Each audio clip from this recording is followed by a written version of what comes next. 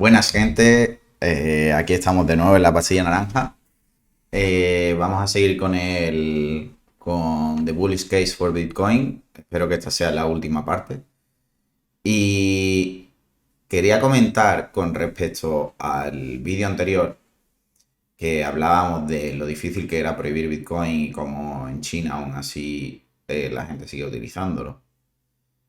Quería comentar esta noticia que esto en relación también al otro vídeo que subí de la situación actual en Canadá y demás. Eh, que básicamente el titular dice que los políticos y reguladores canadienses están demandando que los intercambios centralizados de criptomonedas no,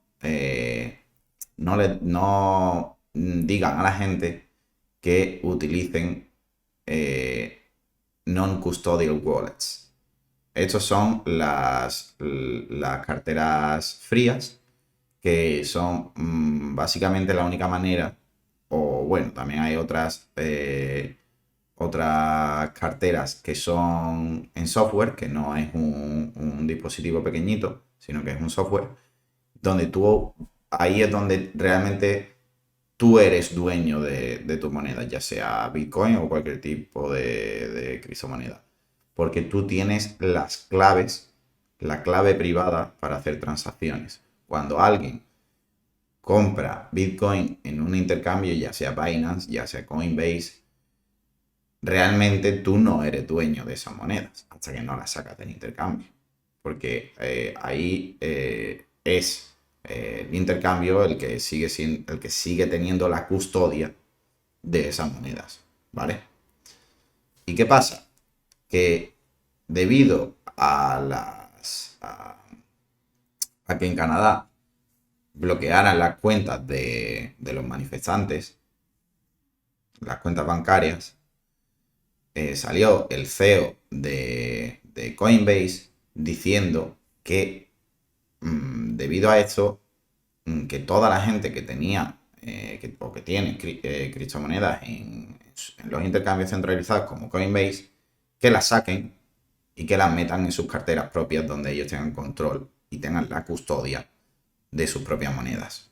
Porque si el gobierno va y le dice a Coinbase que prohíba sacar tu moneda del intercambio, ellos tienen que hacer caso, ¿vale? Y ellos no pueden hacer nada al respecto. Y entonces, después de que, vamos, tanto el CEO de Coinbase como el CEO de Kraken, que es otro intercambio centralizado, también dijo lo mismo. Entonces, a raíz de eso, ha salido esta noticia donde efectivamente dicen que los cambios centralizados, que los intercambios centralizados, dejen de decirle a la gente que los saque, ¿vale? Porque así, si lo sacas y tú eres dueño de tus propias monedas, el gobierno ya no tiene ninguna manera de controlar el dinero que tú tienes en la blockchain, en Bitcoin o en criptomonedas, en cualquier otro tipo de criptomonedas o lo que sea. Y ellos ya pierden el control sobre tu dinero. Y eso es lo que ellos no quieren conseguir, ¿vale?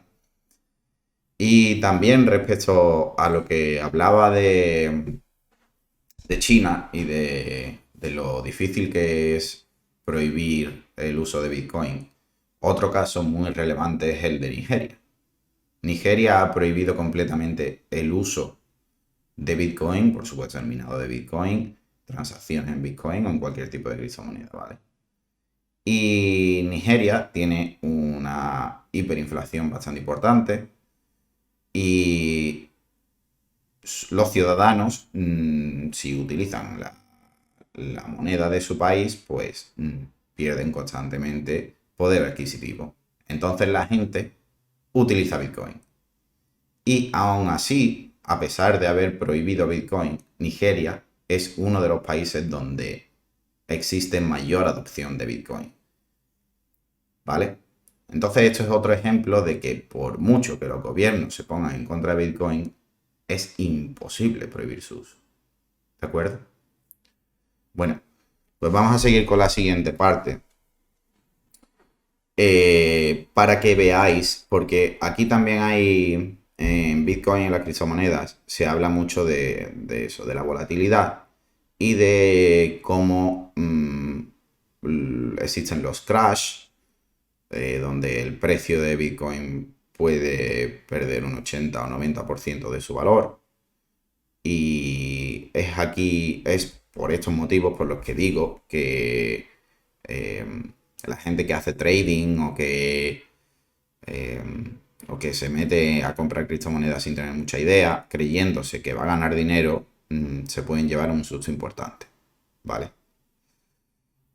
Entonces, voy a explicar por qué esto ocurre. En el proceso de evolución del dinero hay lo que se llama Gartner Cycles, ¿vale? Y estos son ciclos, digamos, de hype o de entusiasmo de las personas que lo utilizan, ¿vale? Y esto funciona de la siguiente manera, como vemos aquí en el gráfico.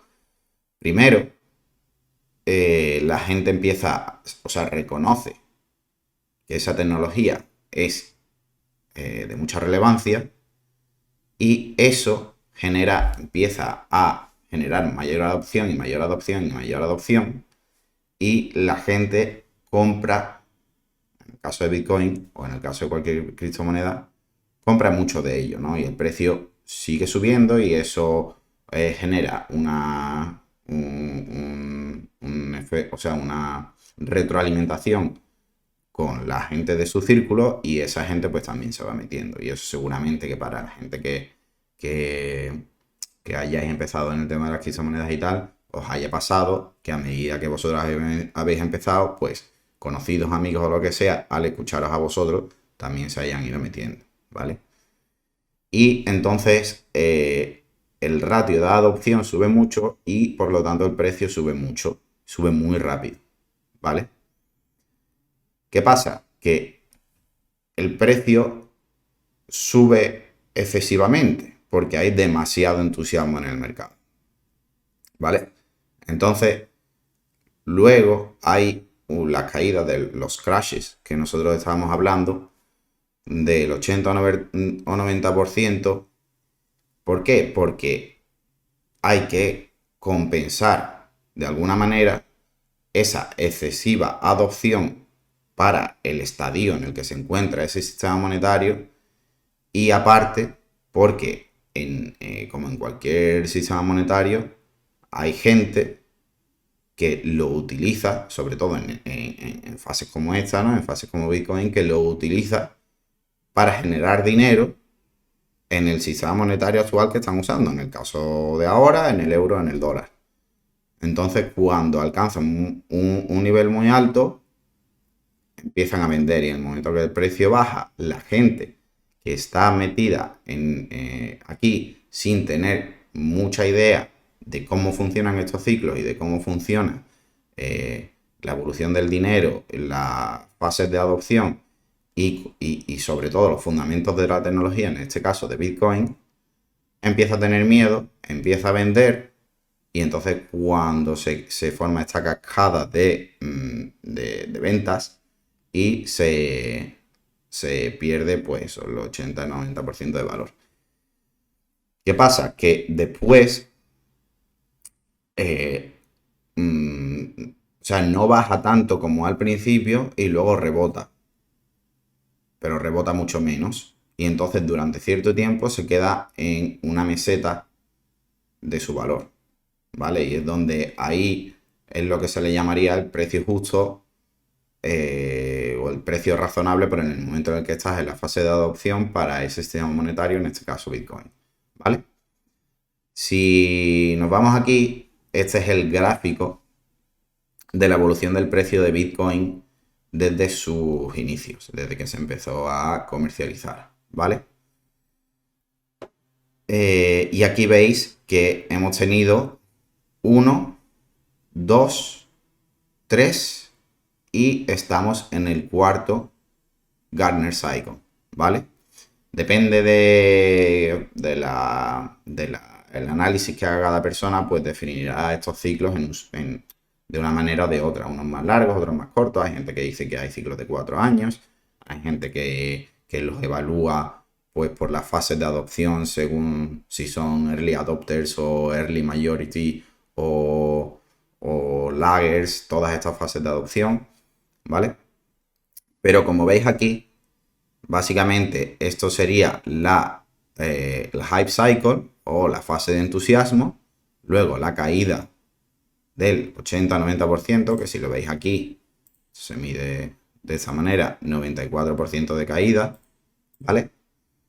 Y aquí es cuando se le llama el bottom o el suelo del ciclo, ¿vale? Y es aquí donde rebota y esta sería la meseta, ¿vale? Bueno, todo esto de aquí, ¿vale? Sería la meseta del valor y esto sería más o menos el precio justo que se debería de pagar por ese, o sea, por esta moneda, ¿no? En este caso Bitcoin, en esa fase de adopción. Esto estábamos hablando del 2012 a un precio de $12. Quien cogiera esos $12 ahora por Bitcoin. Pero bueno. Pero después de esto hay otro Gartner Cycle. ¿Vale? Y entonces aquí tenemos otra vez otro ciclo de hype o de entusiasmo hasta que se llega al pico y hay otra caída. ¿Vale? Como veis aquí, hasta el suelo, un 85% de caída. ¿Vale? Y de aquí a aquí tenemos nuestra meseta de nuevo. Y ya, bueno, pues no sé si desde aquí o desde aquí, pero bueno, el siguiente ciclo, que fue el último ciclo, que tuvo el pico en diciembre, el 25, no, el 12 de diciembre de 2017, ¿vale? Y luego, pues, otra caída más, que esta fue de otro 85%, ¿vale? Y ahora estamos en el cuarto. Cada vez que hay un ciclo, la volatilidad se reduce, la velocidad con la que ocurre la fase de entusiasmo, de hype, es más lenta porque hace falta una adopción mayor y que mucha más gente se vaya incorporando a esa tecnología. Y normalmente también las caídas, los crashes, son más reducidos, ¿vale? Y además ocurren en un periodo de tiempo más corto. Por ejemplo, este ciclo duró, o sea, la caída de este ciclo duró, son 89 barras que por semana, o sea, 89 semanas. Y este de aquí duró 55 semanas, ¿vale? Entonces se van reduciendo. ¿Por qué? Porque la gente, o sea, porque el siguiente ciclo de Gartner llega más rápido porque la adopción ocurre más rápidamente. O sea, no es más rápidamente, sino que hay más reconocimiento por la tecnología y por el valor de ese sistema monetario, entonces la gente cada vez cree más en ello. Entonces el crash asusta, pero luego la gente vuelve a invertir en este caso Bitcoin antes, porque ya hay un nivel de confianza en el valor de esta moneda mayor que en el ciclo de Gartner anterior, ¿vale? Bueno, pues seguimos. Estos de los ciclos de Gartner son ciclos pequeños que hay dentro de lo que es la curva S, se llama así, curva S de adopción de cualquier tecnología, ¿vale? Y aquí en el gráfico lo podéis ver que normalmente hay como una fase de crecimiento bastante rápido, luego se estabiliza, luego hay otra fase de crecimiento rápido y luego ya alcanza el nivel de adopción máximo de esa tecnología, ¿vale? Internet, como veis, este gráfico es hasta el 2005, pero Internet ya ha completado su fase, o sea, su curva S de adopción, ¿de acuerdo? Prácticamente, porque del mundo ya todo el mundo utiliza Internet, todo el mundo tiene un móvil, incluso en los países emergentes, ¿vale? Eh, Os digo una cosa, la adopción de Bitcoin está siendo la adopción más rápida de cualquier tecnología en la historia del hombre, más rápido que Internet, ¿vale? ¿Esto por qué ocurre? Ocurre principalmente porque al ser una tecnología relacionada con el dinero, eso hace que la gente tenga mayor interés aún en adoptar esa tecnología, ¿vale? Internet fue la tecnología revolucionaria que democratizó la información, ¿vale? Y información disponible para todo el mundo y de todas las maneras y de todos los colores y de todas las fuentes. Y Bitcoin es la tecnología que democratiza el dinero, ¿vale? Y la información es muy importante, pero el dinero, como ya hemos hablado, es el recurso definitivo. Entonces, tiene sentido que la evolución o sea, la adopción del Bitcoin ocurra aún más rápido. Aquí vemos cómo el oro sufrió, vamos, y sigue sufriendo ciclos de Gartner, ¿vale? El primero fue en el 79, luego hubo una caída, luego la estabilización y luego el siguiente ciclo de Gartner, donde alcanzó pues más o menos la capitalización que tiene ahora mismo. Ahora mismo el oro tiene una capitalización de 10 trillones y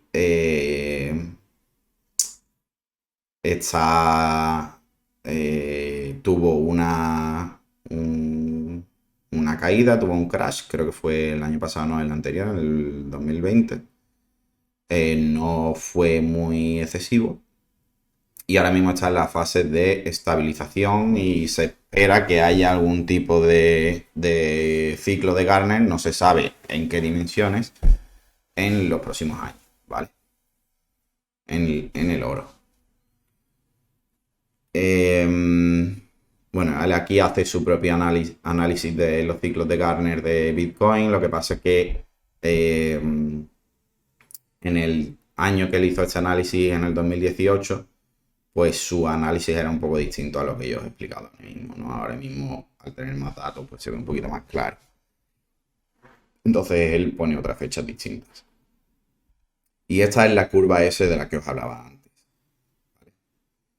Y lo veis aquí claramente. Luego en la realidad no es tan perfecto. Esto lógicamente es una representación de libro y no es tan clara. Pero sí que es verdad que nosotros ahora mismo con Bitcoin nos encontramos en la fase de Early Majority. Significa la mayoría, o sea, la mayoría de la gente que adopta la tecnología de una manera, o sea, de una manera temprana, ¿vale? Luego está la mayoría que ya la adopta un poco más, o sea, ya tarde, y luego están los últimos, que son los que rechazan la tecnología hasta que ya no queda más remedio que aceptarla porque está totalmente establecida, ¿vale? Entonces nosotros nos encontramos aquí. Todavía es muy pronto. O sea, realmente para alcanzar el pico de adopción de Bitcoin se estima la velocidad a la que se está adoptando que ocurra en torno al 2035-2040. Máxima adopción. Pero claro, es que además es muy difícil medir cuál sería la máxima adopción de Bitcoin, porque si se llega a la hiperbitcoinización, que es lo que se llama que Bitcoin se convirtiera en la reserva monetaria y el medio de intercambio internacional, es decir, que en todo el mundo se use exclusivamente Bitcoin como moneda, como dinero. Eso, pues claro, es muy difícil de estimar cuánto tiempo va a tardar, ¿vale? Pero bueno, Eh, con respecto a esto lo tengo aquí resaltado porque para hacer una comparativa, si Bitcoin alcanza la fase de reserva de valor, o sea, si la alcanza, no, si la cumple, antes de llegar, antes de pasar a la siguiente fase, que sería la de medio de intercambio, en su máxima versión de reserva de valor, se puede estimar que alcanzaría el mercado, o sea, la capitalización de mercado del oro. ¿De acuerdo? Que está en torno a los 10 trillones. Ahora mismo, cuando se escribió este artículo estaba en torno a los 8 trillones, ahora está sobre los 10. Eso es 500.000 dólares por Bitcoin. ¿De acuerdo? Eso es si se llega a establecer definitivamente en su máxima expresión como reserva de valor. ¿Qué es lo que va a propulsar que esto ocurra y que Bitcoin se convierta, o sea, llegue a su máximo esplendor como reserva de valor? Que se produzca la adopción por parte de las naciones, de los países, ¿vale? Y esto sería, según Vijay, el último ciclo de Gartner de Bitcoin, que tiene sentido. Y yo creo que ahora mismo nos encontramos justo en este momento, porque ya estamos viendo que se habla mucho de Bitcoin de regulación a nivel gubernamental en países como Rusia, como Estados Unidos, como Canadá, ya os he enseñado el artículo antes. Está realmente ya en boca de los políticos. Y de hecho, hay un país que ha convertido Bitcoin en su moneda de curso legal. Es decir, es su moneda con la que funciona. ¿Vale? Y ese es El Salvador. Y sorprendentemente, a mí, yo cuando lo leí me sorprendió bastante que en 2018 este hombre dijera que esto iba a ocurrir cuando Bitcoin alcanzara la capitalización de mercado de 1 trillón de dólares. Esto ocurrió cuando Bitcoin cruzó el precio de 50.000 dólares por moneda en primavera del 2021. ¿Vale? Y es verdad que fue más o menos por esa fecha cuando se empezó a hablar mucho del tema a nivel político. Y en julio, en verano del año pasado, el primer país, que fue El Salvador, lo adoptó como moneda de curso legal. ¿Vale? Y realmente, una vez que esto ocurre, esto es lo que se llama Game Theory o teoría de juegos. Una vez que un país se mete dentro, es muy difícil que el resto de países no sigan. O sea, que el resto de países no adopten esa tecnología también. Porque si... O sea, eso daría muchísima ventaja a los países que lo adopten. ¿Por qué? Porque es un buen dinero por las propiedades que tiene, porque no pierde energía, porque no tiene inflación.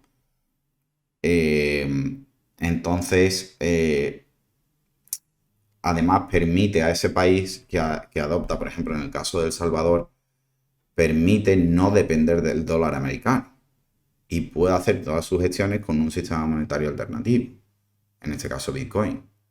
Entonces no está a disposición del control de la Reserva Federal y de las decisiones que la Reserva Federal haga sobre el dólar. Y eso es una ventaja muy grande para El Salvador.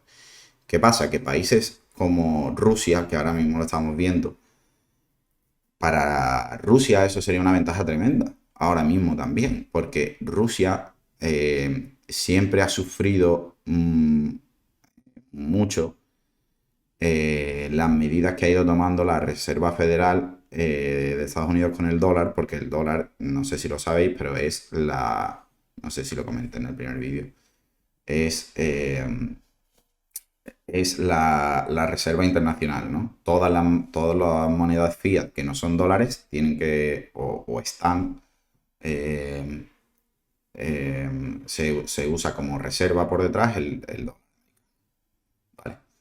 Entonces a Rusia eso le afecta mucho porque si hay inflación y la Reserva Federal imprime dinero, el valor del rublo ruso disminuye. Y bueno, y por supuesto el valor del dólar que ellos tienen como reserva también disminuye. Y como la transición del dinero desde que se imprime en Estados Unidos hasta que llega a Rusia o sea, hay cierto tiempo entre que se imprime y llega a Rusia, pues ya se ha devaluado.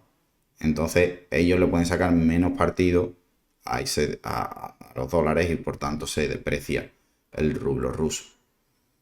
Y encima, Estados Unidos, hasta hace muy poquito, todo el comercio internacional, o sea, todo no, perdón, el 80% del comercio internacional se hacía con dólares americanos. Entonces, claro, para un país como Rusia, que tiene petróleo, que tiene muchos recursos naturales, tener que estar constantemente comprando dólares americanos que sabe que se están devaluando y encima usarlos para poder vender sus recursos naturales es una movida. Eso es algo que los hace totalmente dependientes del control que haga Estados Unidos sobre su moneda. ¿Vale?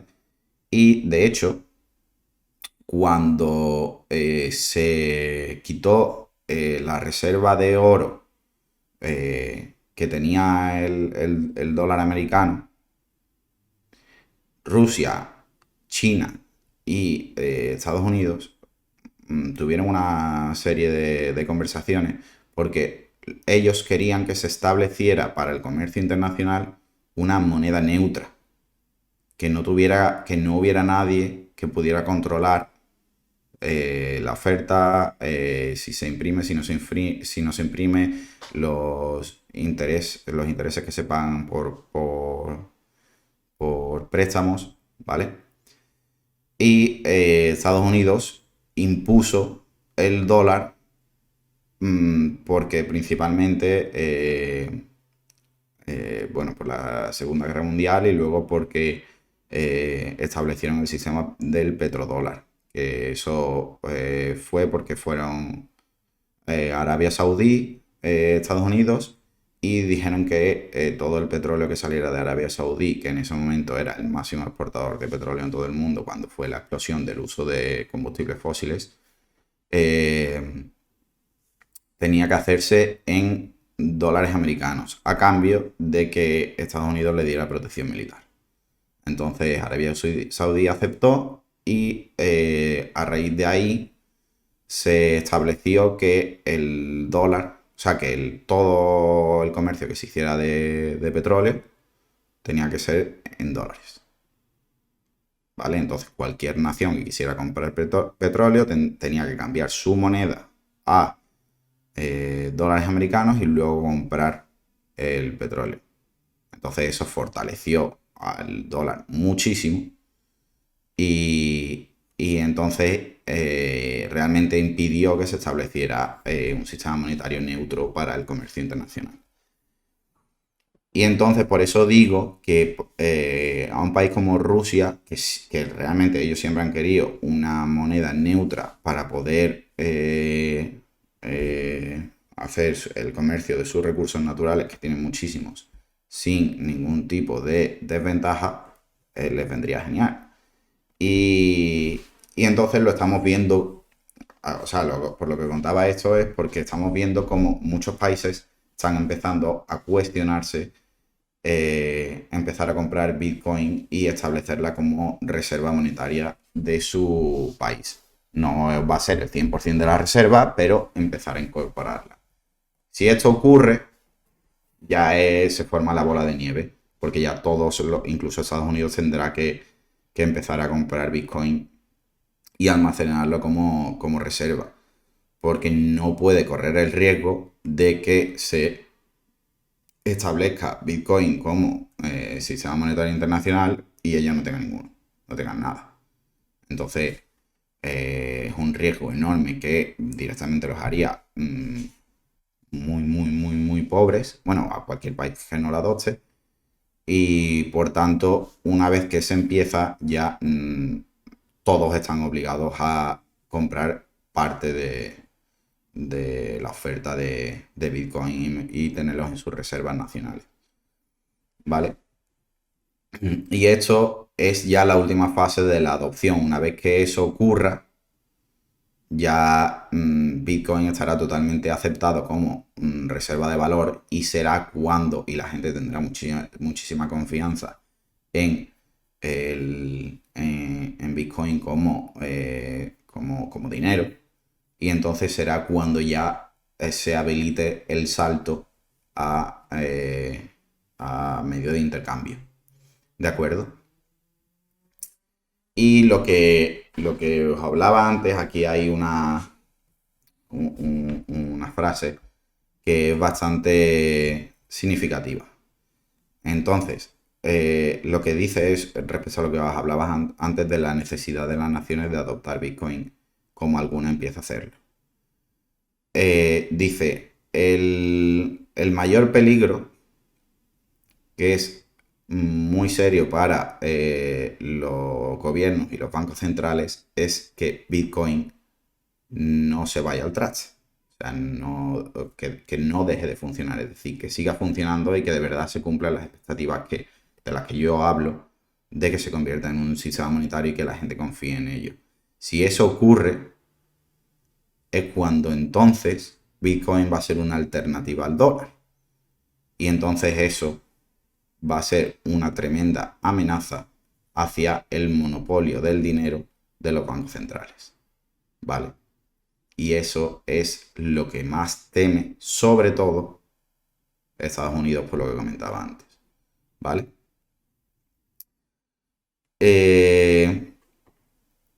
Entonces aquí ya, pues, esto ya lo he comentado un poco antes, pero aquí Vijay ya habla de la transición a medio de intercambio y cómo la transición es un poco complicada porque eh, los impuestos se pagan en la moneda nacional. Entonces, eso siempre genera demanda por la moneda nacional, sea cual sea.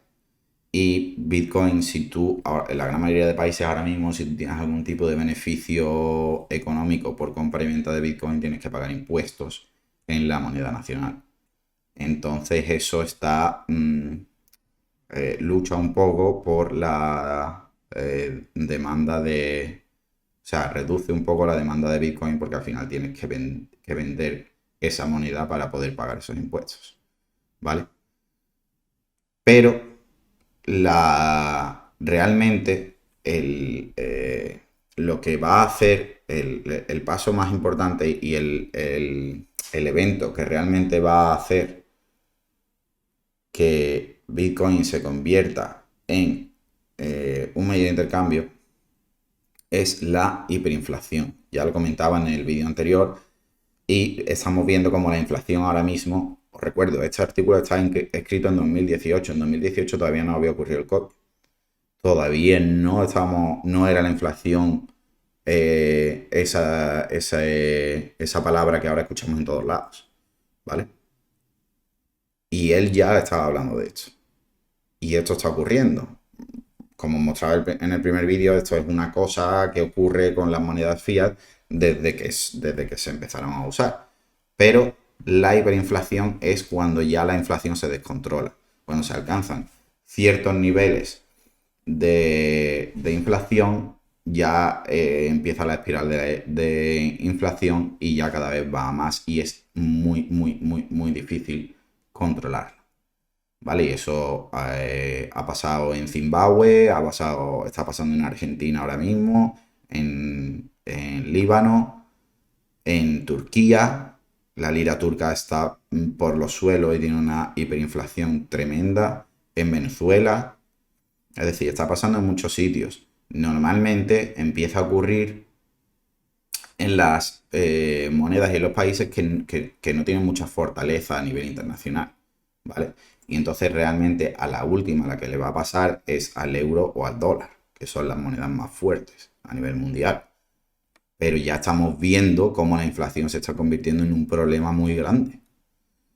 ahora mismo y sobre todo la cantidad de dinero que se imprimió eh, para evitar la crisis económica a raíz del COVID. Y entonces, si llegamos a ese punto de hiperinflación y el euro o el dólar dejan de tener valor, porque eso es lo que hace la hiperinflación, reduce el valor de la moneda muchísimo, la gente ya no va a querer usar esa moneda porque ya no tiene valor y todo el mundo reconoce que ya ha dejado de tener valor. Entonces es ahí cuando la gente se volverá y dirá, vale, ¿qué alternativas tenemos?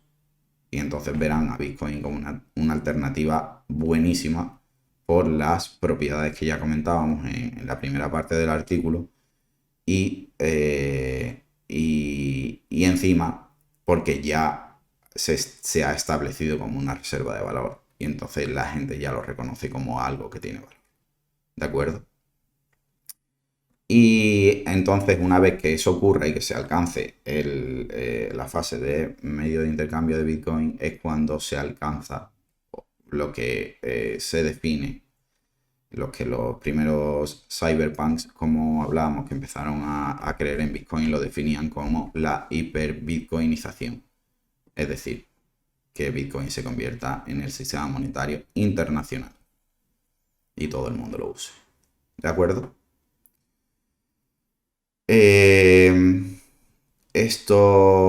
Si esto ocurriera, no sé dónde está por aquí, esto. Si eso ocurriera, si llegáramos a la hiperbitcoinización, eh, eso significaría que todos los sistemas monetarios mundiales, todo el valor que hay en todos los sistemas monetarios mundiales pasarían a convertirse en el mercado de capitalización, perdón, en la capitalización de mercado del Bitcoin. Eso se estima bueno, aquí se estima entre 100 trillones y 300 trillones. Ahora mismo es bastante más, ¿vale? Bastante más. Pero con esa estimación que se hace aquí, se alcanzaría el valor de 10 millones de dólares por moneda, por Bitcoin. ¿De acuerdo? O sea, esto lo digo no para que digáis, no para que vayáis corriendo a comprarlo, sino para que, perdón, para que veáis cómo de pronto es todavía el momento en el que nos encontramos de adopción del Bitcoin. ¿Vale? Y también para que veáis la, lo grande que es esto, o sea, lo importante y el nivel que puede alcanzar. Y es que tiene sentido, porque si, si nosotros ahora tenemos un mundo totalmente globalizado donde hay comercio internacional, donde yo puedo comprar cualquier producto de cualquier parte del mundo, donde yo puedo, bueno, ahora con los pasaportes COVID y demás, estaba la cosa un poco más difícil, pero antes de eso, yo podía volar y prácticamente vivir en cualquier parte del mundo. Una economía completamente globalizada, una sociedad completamente globalizada. Y más allá, yo puedo consumir cualquier tipo de contenido e información de cualquier parte del mundo gracias a Internet. ¿Qué es lo que falta? Falta un sistema monetario globalizado. Tiene sentido, ¿no? Pues eso es lo que soluciona Bitcoin. Eso es la pieza que falta para una economía completamente globalizada que aumente la productividad y la generación de riqueza a nivel mundial, que la incremente a unos niveles mucho más altos y es la siguiente fase de la evolución de la raza del hombre, si es que es así, que es lo que se le llama ahora la revolución tecnológica, la revolución móvil, ¿vale? Y entonces, estos son los sueños húmedos de la gente que creemos en esto, en esta tecnología. Pero bueno, eso queda mucho, mucho, mucho tiempo si es que alguna vez ocurre. Pero a lo que voy, ese sería el proceso que debe seguir Bitcoin para convertirse en un sistema monetario establecido, ¿de acuerdo? ¿Qué riesgos hay de que esto ocurra, o sea, de que esto no ocurra? Pues los riesgos son, primero, el riesgo de que, ya lo comentábamos en el primer vídeo, de que Bitcoin tenga algún tipo de fallo que aún no se ha encontrado, que aún no ha dado la cara en su programación, en su código, y eso genere algún tipo de brecha de seguridad o de algún tipo de bug o lo que sea que impida usar la red de Bitcoin, y eso automáticamente destruiría cualquier tipo de creencia de que Bitcoin tiene valor. Así de claro. ¿Vale? Otro riesgo es que los intercambios centralizados de criptomonedas se prohíban. Eso es un riesgo grande, porque ahora mismo la única manera que existe para poder comprar Bitcoin es a través de ellos.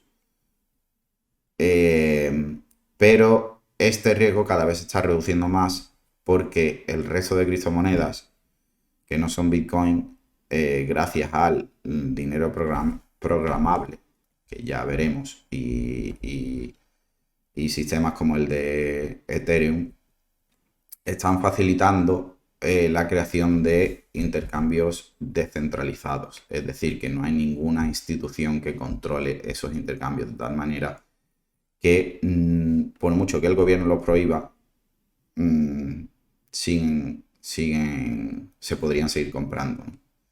Porque no podrían ir a ninguna institución y decirle que no pueden hacer esa actividad, porque no hay ninguna institución que sea propietaria de ese intercambio descentralizado. ¿Vale?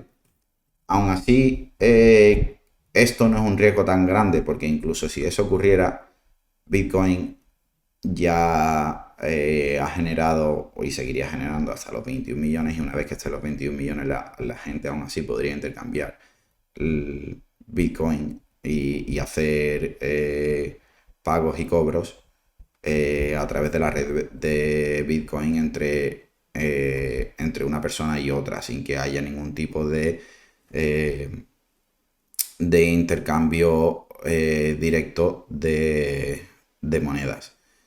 ¿Qué pasa? Que haya este tipo de intercambios centralizados o descentralizados facilita mucho que tú puedas ir a tu ordenador y, sin tener que confiar en cualquier otra persona, eh, hagas una compra, ¿no?, de Bitcoin. Sin esto y teniendo lo que hacer con otra persona directamente, pues primero tendrías que ponerte en contacto con otra persona y hacer la compra o el intercambio de monedas. ¿Vale? Y por último, el último riesgo es lo que hablábamos en el primer vídeo también, de que se podría, de alguna manera, porque Bitcoin no es muy privado y la gran mayoría de transacciones se pueden ver a través de la blockchain y de los datos que almacena Bitcoin constantemente en la base de datos.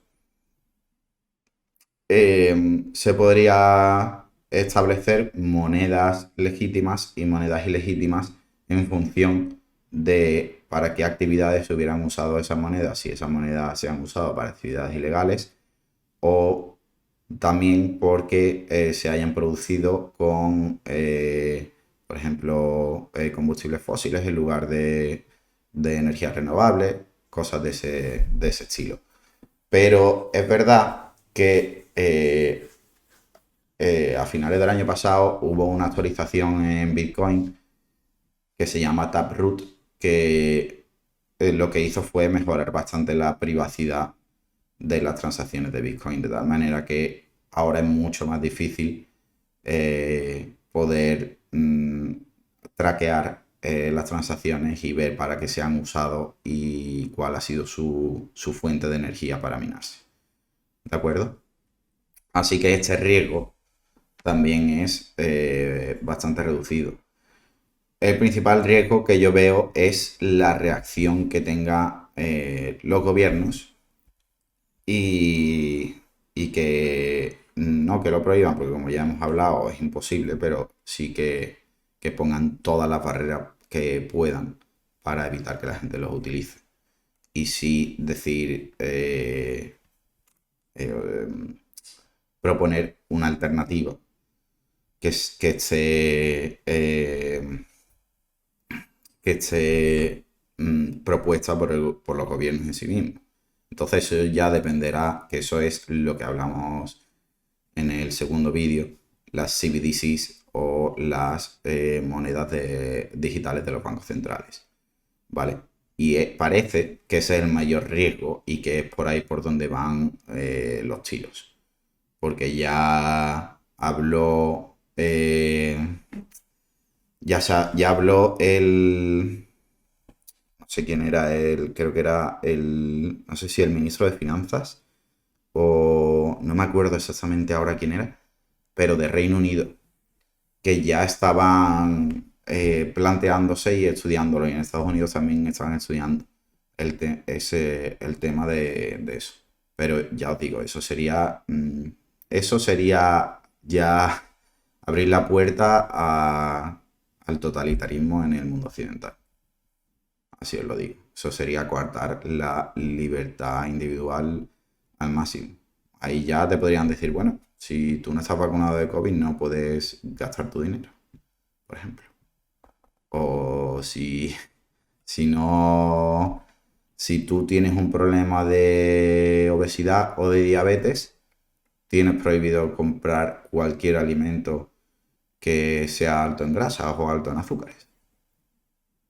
Y ese sería el control que tendría el gobierno sobre nosotros. Literal. Así que eso es bastante terrorífico. Pero bueno, sí, ese es el mayor riesgo que yo veo actualmente, la verdad. Pero bueno, ya hemos acabado con el artículo. Aquí Vijay lo cierra diciendo que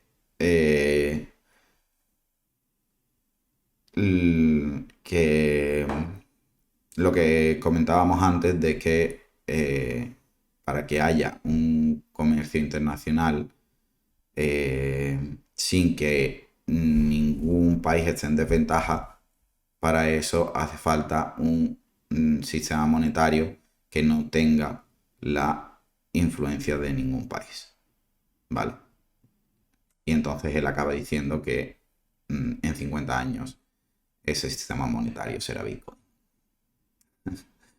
Así que ahí lo dejo, chicos.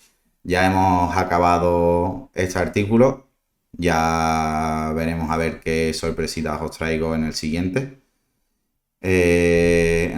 vídeo. Y nada, espero que os haya gustado. Esto planta las bases para entender Bitcoin.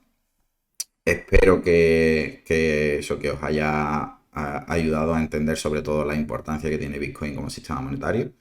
Y ya empezaremos a ver un poco más cómo funciona, por qué es tan seguro, qué es lo que es el minado, cómo se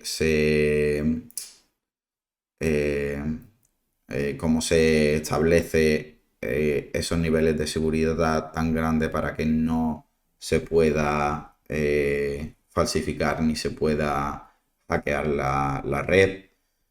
Todo esto ya lo iremos viendo, ¿vale? Así que nada, chicos.